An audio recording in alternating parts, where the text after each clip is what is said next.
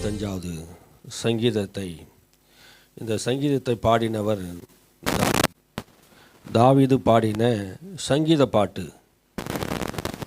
எல்லாமே ஆண்டவர் சமூகத்தில் அவர் சங்கீதமாய் பாடி என்ன பண்ணுறாரு, தேவனிடத்தில் விண்ணப்பம் போல் அவர் என்ன பண்ணார், தன்னுடைய வாழ்க்கையில் எல்லா காரியத்துக்கும் தேவனை நோக்கி பார்க்குறார். ஒருவன் சந்தோஷமாக இருந்தால் என்ன பண்ணணுமா, சங்கீதம் பாட கடவுள். சந்தோஷமாக இருந்தால் சங்கீதம் வரும், சோகமாக இருந்தால் சங்கீதமே வராது. பாருங்கள், ஒருத்தர் சில பேர் பாடிக்கினே இருப்பாங்க. நல்ல சந்தோஷமாக இருக்கிறவங்க பாடல் வரும், ஆனந்த களிப்பு வரும், சந்தோஷம் வரும், மகிழ்ச்சி வரும். துக்கத்தோடு இருக்கும் பாட மாட்டாங்க. அப்போ ஆண்டவர் மேலே மகிழ்ச்சியாக இருக்கிறவங்க ஆலயத்தில் பாடுவாங்க. அந்த பாடல் மூலமாகவே தேவனுக்கு என்ன பண்ணுவாங்க, நிறைய விஷயங்களே அவங்க சொல்லுவாங்க. அது போல தான் தாவீது இங்கே பாடுறாரு, துதி பாடலாக பாடுறாரு. தேவனே, சீயோன் உமக்கு துதியானது அமைந்து காத்திருக்கிறது, பொருத்தனை உமக்கு செலுத்தப்படும். துதி காத்திருக்கிறதா யாருக்கு? கர்த்தருக்கு காத்திருக்கிறது. நம்ம எல்லாரும் எதுக்கு காத்திருக்கிறோம்? கர்த்தருக்கு காத்திருக்கிறோம். ஆனால் கர்த்தர் எது காத்திருக்கிறாரு? துதிக்கு காத்திருக்கிறார். என்ன துதிக்கு? மனுஷன் தேவனை புகழ்ந்து சோத்தரிக்க, தன்னை உண்டாக்கின தெய்வத்தை அவன் ஆராதிக்க சோத்தரிக்க அவர் காத்திருக்கிறார். துதிகளில் மத்தியில் அவர் வாசம் பண்ணுகிறார். எங்கே வாசம் பண்ணார் தேவன்? துதிகள் மத்தியில். இது தாவீதுக்கு தெரியும். அவர் துதிகள் மத்தியிலே வாசம் பண்ணுகிறார். எங்கெல்லாம் அவர் துதிக்கிறார்களோ அங்கெல்லாம் தேவன் இறங்கி வருகிறார். சிறைச்சாலையிலே தேவனை துதித்த போது, பவுலும் சீலாவும் துதித்த போது அந்த சிறைச்சாலையிலே ஆண்டவர் இறங்கினார். அல்லேலூயா. தேவன் எங்கெல்லாம் தேவனை துதிக்கிறார்களோ அங்கெல்லாம் தேவனுடைய மகிமையும் பிரசன்னத்தை பார்த்தாங்க. முழு இருதயத்தோடு உண்மையாகவே தேவனை நோக்கி நம்ம கூப்பிடும்போது நிச்சயம் சொல்கிறேன், ஆண்டவர் அந்த இடத்துல இறங்கி வருவார். அல்லேலூயா. யோசபாத்துடைய வாழ்க்கையிலே அதெல்லாம் நடந்ததுங்க. யோசபாத்துடைய வாழ்க்கையில் நடந்து 3 ராஜாக்கள் படையெடுத்து வந்தபோது கூட யோசபாத் பயப்படல. கர்த்தர் சொன்னது, துதியின் ஆராதனை செய்கிறவங்களை முன்னே அனுப்புன்றாங்க. அவர் பாடி துதித்த போது அவங்க 3 பேர் 3 ராஜாக்கள் வெட்டுண்டு மடிந்தார்கள். ஆமே, துதிக்கு ஆண்டவர் காத்திருக்கிறார். எங்கெல்லாம் துதி இருக்குதோ அங்கெல்லாம் எரிகோ கோட்டை உடையுங்க. ஆமே, நீ துதிச்சு பாருங்க, கோட்டைகள் உடையும். எந்தெந்த கோட்டை உன் வாழ்க்கையில் கோட்டை இருக்குதோ அதை ஜெயிக்க முடியாது. எரிகோ என்றால் சாபம். ஒரு சாபத்தை உடைக்கிறது துதி தான். ஆமே, எரிகோ என்கிற ஒரு சாபத்தை துதி என்கிற ஒரு பெரிய ஆயுதம். பெரிய புல்டோசர் எடுத்து பிடிக்க முடியாதுங்க சாபத்தை. துதியின் ஆயுதத்தினாலே சாத்தானை துரத்த முடியும், சாபங்களை உடைக்க முடியும். அவங்க எல்லாரும் சோத்தரித்தார்கள், துதித்தார்கள். ஆமென், அல்லேலூயா. எங்கே எல்லாம் எந்த வீடுகளில் துதி இருக்கிறதோ, எந்த வாயில துதி இருக்கிறதோ அங்கெல்லாம் கர்த்தருடைய மகிமை வெளிப்படுகிறதை வேதம் சொல்கிறது. நான் இந்த ஒரு வசனத்தை வச்சு பேசிடலாம், ஆனாலும் இந்த வசனம் முழுவதும் பார்க்கணும். அல்லேலூயா. எல்லா இடங்களிலும் தேவனை துதிக்க துதிக்க துதிக்க தேவ மகிமை இறங்கும். ஆலயத்தில் பாருங்க, தேவனை துதித்து பாருங்க, மகிமை இறங்கும். அல்லேலூயா. கம்முன்னு இருந்தால் மகிமை வராதுங்க. அவர் எங்கே இறங்கி வருவார்? துதிகள் மத்தியில் இறங்கி வருவார். ஆமே, நம்ம துதிச்சு பாருங்க, ஆலயத்தில் மகிமை இறங்கி வரும். ஆமே, உங்கள் வீடுகளில் மகிமை இறங்கி வரும், உங்கள் சரீரங்களில் மகிமை இறங்கி வரும். ஆமே, அந்த சாலமோன் ஆலயத்தை பலி செலுத்தின போது மகிமை இறங்கி வந்ததே. நம்முடைய வாழ்க்கையில் அந்த மகிமை வரணும்னா நம்ம வாயை திறந்து ஆண்டவரை சோத்தரிக்கணும். அல்லேலூயா. இன்னும் அந்த உணர்வு வரல பாருங்க. நிறைய பேருக்கு அந்த உணர்வு இல்லை. நான் பார்க்குறேன், நிறைய சில பேருக்குலாம் அந்த உணர்வு இன்னும் வரல பாருங்க, ஆண்டவரை துதிக்கணும்ன்ட்டு. நம்ம தேவன் ஜீவன் உள்ள தேவன். அல்லேலூயா. உயிரோடு இருக்கிறார். அவர் நம்முடைய வாயின் வார்த்தையை எதிர்பார்த்து கொண்டு இருக்கிறார். நம்ம ஆண்டோடைய பிள்ளைங்க அவரை துதிக்கிறமான்னு எதிர்பார்க்கிறாரு. அவர் ஜபத்தை கேட்கிறவர். மாம்சமான யாவரும் இடத்திலே வருவாங்க. ஜபத்தை கேட்கிற தேவன் நம்முடைய ஆண்டவர். பரலோகத்தில் இருக்கிற தேவன் உன் ஜபத்தை கேட்கிறானா, நீ துதிக்கும் போது வாயை மாத்திரமா பார்க்கறதில்ல, உன் இருதயத்தில் வேண்டுதல் என்னதென்பது அவர் அறிவார். மாம்சமா இருக்கிற யாவரும், இந்த உலகத்தில் இருக்கிற எல்லா மனுஷனும் அவரிடத்துல வரணும். வியாதி, பலவீனம், எந்த விஷயமா இருந்தாலும், தேவைகள், குறைகள், மனஸ்தாபங்கள், எல்லா விஷயத்துக்கும் நாம் யார்கிட்ட போக முடியுங்க? நமக்கு யார் இருக்கிறா? அல்லேலூயா. நம்மை உண்டாக்கின ஒரு தெய்வம் இருக்கிறார். ஆமே, மாம்சமா இருக்கிற யாவரும் அவரிடத்தில் போய் என்ன பண்ணணும்? ஜபம் பண்ணணும், அவரை துதிக்கணும். ஜபத்தை கேட்கிறவரே. ஆமே, அவர் யாரு? அவர் பேரு ஜபத்தை கேட்கிறவரே. உன் ஜபத்தை அவர் கேட்பார். ஆமென், அல்லேலூயா. தாவீதுக்கு அவர் ஜபத்தை கேட்க, உனக்கு நமக்கும் அவர் ஜபத்தை கேட்கிற தேவன். யாருடைய ஜபத்தை புறமே தள்ளுவது? ஆபத்து காலத்திலே அவர் நோக்கி கூப்பிடுங்க. கூப்பிடுகிற யாவருக்கும் அவர் பதில் கொடுக்கிறவராக இருக்கிறார். அல்லேலூயா. ஜபத்தை கேட்கிறவர் அவர். நம்முடைய ஜபத்துக்கு ஆண்டவர் பதில் கொடுக்கிறவராக இருக்கிறார். அக்கிரம விஷயத்திலே என் மேல் மிஞ்சி வல்லமை கொண்டது. அக்கிரம விஷயம் என் மேல் என்ன பண்ணுது? மிஞ்சி வல்லமை கொண்டது. தேவரீர் எங்கள் மீறுதலை நிவர்த்தியாக்கினீர்.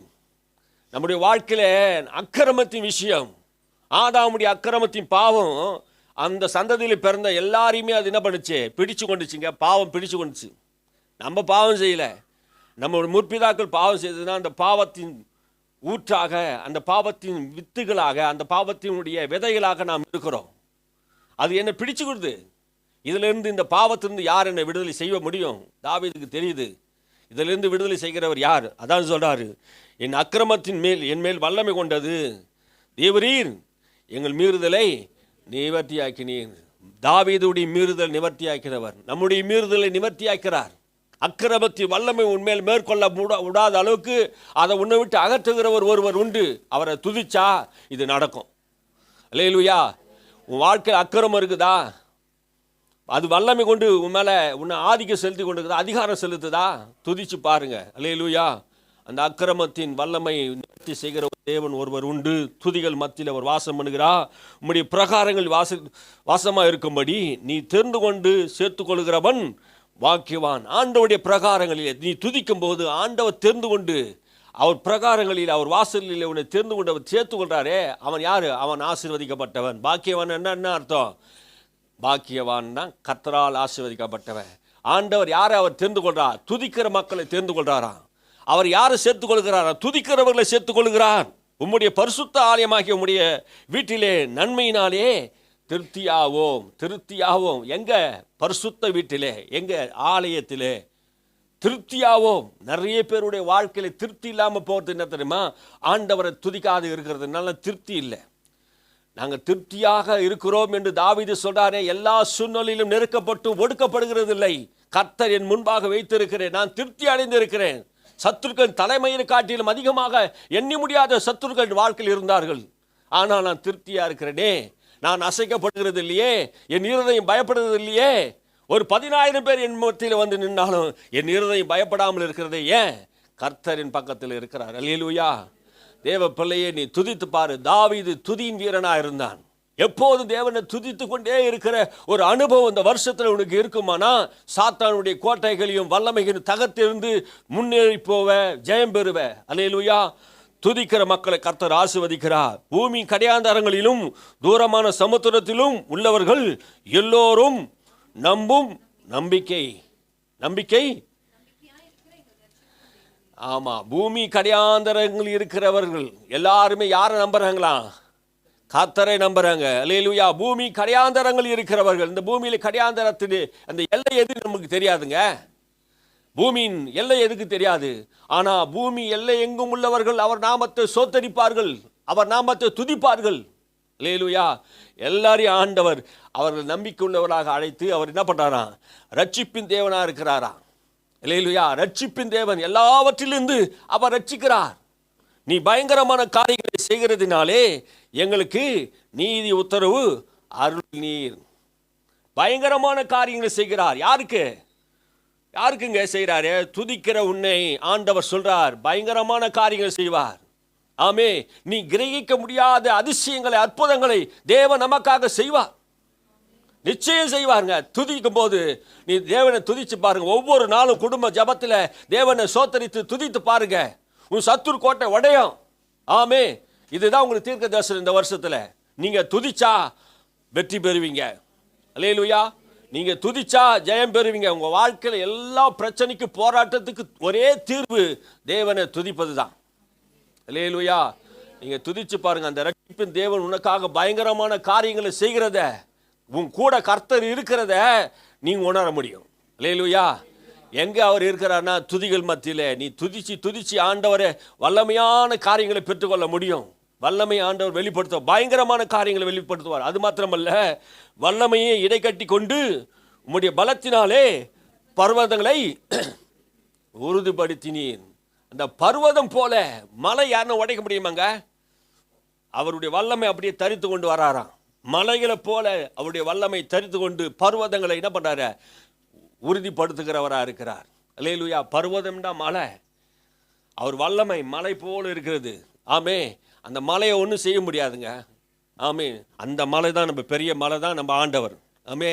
அதனால்தான் சீயோனின் பர்வதங்களில் வாசம் பண்ணுகிறார். ஆமே. நம்முடைய பர்வதம் அவர். ஆமே. அவரை நோக்கி நம்ம பார்க்கணும். நம்ம தேவர் பெரிய மலை, நீ சொல்லுவாங்க பல உலகத்தில் மக்களை, நீ பெரிய மலையா அவரே அப்படி கேட்பாங்களே. ஆமாம், நம்முடைய ஆண்டவர் பெரிய மலை. அல்லேலூயா. பெரிய பர்வதம். அல்லேலூயா. வேதம் அதான் சொல்லுது, பெரிய பர்வதமே நீ செர்பாபேலுக்கு முன்பாக சமபூமியாவாய். அல்லேலூயா. நீ எவ்வளோ பெரிய பர்வதமாக இருக்கட்டும், ஆனால் அபிஷேகம் பண்ணப்பட்டவனுக்கு விரோதமாக எழும்புகிற எந்த மலையும் தவிடுபடி ஆகும். செர்பாபேலுக்கு கால் கீழே இருக்கும். ஆமே.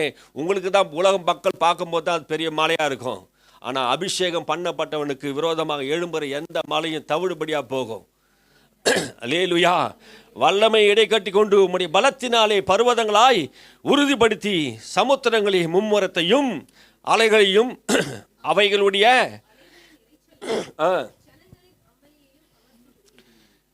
சமுத்திரத்தின் மும்முரத்தையும். அப்படின்னா சமுத்திரம் எப்படி, அது எப்படி பொங்குது தெரியுமா? அப்படி பொங்குது பாருங்க. அது அந்த அலையை யாரும் தடுக்க முடியுமா? யாராவது அந்த கடலுடைய அலையை, சமுத்திரத்தின் அலையை தடுக்க முடியுமா? அதை நிறுத்த முடியுமா? ஒன்றுமே பண்ண முடியாது.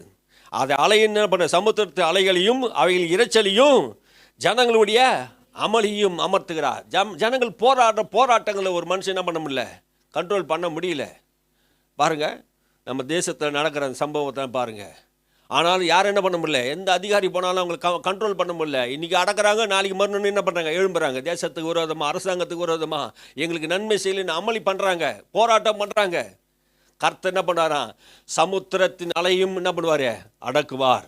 மலையை போல உறுதியாய் வந்து நிற்பார் உனக்காக துதிக்கும் போது. அப்புறம் கடையாந்தர இடங்களில் குடியிருக்கிற உம்முடைய அடையாளம், கர்த்தர் உங்களுக்கு ஒரு அடையாளத்தை தருவார். பயப்படுகிறவர்களுக்கு ஒரு அடையாளத்தை தருவார். அடையாளத்தையும் காலையிலே மாலையிலும் களி கூற பண்ணுகிறீர். மகிழ்ச்சி, காலையிலும் மகிழ்ச்சி இருக்கும், மாலையிலும் மகிழ்ச்சி, சந்தோஷம். ஆமே. சந்தோஷமா இருப்பீங்க ஆண்டவர் சொல்றாரு. அல்லேலூயா. யாருக்கு? காலையிலும் மகிழ்ச்சி, மாலையிலும் மகிழ்ச்சி. கர்த்தரை துதிக்கிறவர்களுக்கு. ஆமே. இது புரிஞ்சிக்கினா போதும். முதல் சங்கீதம் படிக்கும்போது இந்த விஷயம் மட்டும் ஆழமாக புரிஞ்சினா போதும். அது இன்னும் தலைப்புன்னு புரிஞ்சிட்டாலே சங்கீதம் படிக்கிறது ஈஸியாக இருக்கும்.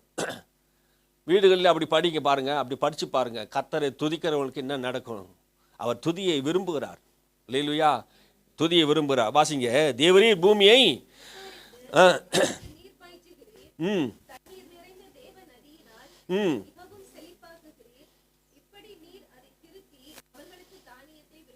தேவரீர் பூமியை விசாரித்து, அப்படின்னா என்ன அர்த்தம்? இந்த எவ்வளோ பெரிய பரந்த பூமி, பூமியை விசாரிக்கிறாரா? பூமியை விசாரித்துனா என்ன அர்த்தம் தெரியுமா? பூமியை விசாரித்துனா எங்கெங்கே வறட்சி இருக்குது, எங்கே செழிப்பு வேணும், எங்கெங்கன்னா ஒரு அமைச்சர், ஒரு அதிகாரிக்கு, ஒரு துறையில் அதிகாரி இருக்காருன்னா அந்த துறையில் இருக்கிற அதிகாரி என்னென்ன பால்ட்டு எல்லாமே தெரியணும் சட்டசபையில் பேசும்போது. ஆமீன். அப்போ ஒரு பூமியை, இவ்வளோ பெரிய பூமியை படைத்தவர், நம்மளுக்கு தான் இவ்வளோ பெரிய பூமி, நம்மளுக்கு தான் இவ்வளோ பெரிய பூமி, இவ்வளோ பெரிய உலகம். அவருக்கு எல்லாம் ஒன்று தான். ஆமீன். அல்லேலூயா. சின்னது தான், ஒன்றும் இல்லை, ஒரு கால் தோசி தான் அவருக்கு. ஆமீன். அவர் பூமியை என்ன பண்ணார், விசாரிக்கிறவராக இருக்கிறார். அல்லேலூயா. மனுஷனையும் விசாரிக்கிறாராம். அவர் விசாரிக்கிறார். உங்கள் கவலையெல்லாம் அவர் மேலே வைத்தும்படி அவர் உங்களை விசாரிக்கிறார். ஆமீன். ஆண்டவர் நம்மை விசாரிக்கிறவராக இருக்கிறார். உலகத்தில் இருக்கிற எல்லா ஜீவராசிகளையும் விசாரிக்கிறார். அதுக்கு ஆகாரமும் கொடுக்குறாராம். விசாரித்து ஆகாரம் கொடுக்குறார். யாருக்கு தெரியும்? காக்கா குஞ்சுகள் எல்லாம் பாடுதே, துதிக்குது காலையில், தெரியுமா? எதுக்கு தெரியுமா? இன்னைக்கு என்ன தேவன் ஆகாரம் கொடுத்துருக்கிறான்னு துதிக்குது சங்கீதக்காரன் சொல்கிறான். ஆமே. ஆகாரம் கொடுக்குறவரை துதியுங்கள் அப்படின்னு. ஜீவராசி மாம்சமாக இருக்கிற யாவருக்கும் ஆகாரம் கொடுக்குறாரா? நமக்கு என்ன தெரியும்? அவர் விசாரிக்கிறவர். உன்னை ஆண்டவர் என்ன பண்ணுறாரு, எல்லாத்தையும் விசாரிக்கிறார். நீ துதிக்கும் போது உன்னை விசாரிக்கிற, வாங்கின என்ன வேணும், எதுக்கு நீ துதிக்கிற? ஆமே. உன்னை வந்து விசாரிப்பார், உன் கூட வந்து விசாரிப்பார். துதிக்கும் போது பாருங்க, ஆண்டவர் நிச்சயமாக பேசுறது உங்களால் புரியுங்க. நீ துதிச்சு பாருங்க, ஆண்டவர் கூட வந்து உட்காந்து பேசுறத உன்னால் உணர முடியும். இதை உணரலைன்னா நீ இன்னும் என்ன பண்ணல, இன்னும் ஆண்டவர் சம்பவத்தை இன்னும் சரியாக உட்காரலன்னு தான் சொல்லுவேன். நான் அனுபவிச்சு தான் சொல்கிறேன். ஆமீன். அல்லேலூயா. ஆண்டவர் அனுபவிக்காமல் எங்களால் சொல்ல முடியாது. நீங்கள் துதிச்சு பாருங்க, உங்க கூட பேசுகிறாரா பாருங்க. அவர் உன் பூமியை விசாரிக்கிறார்.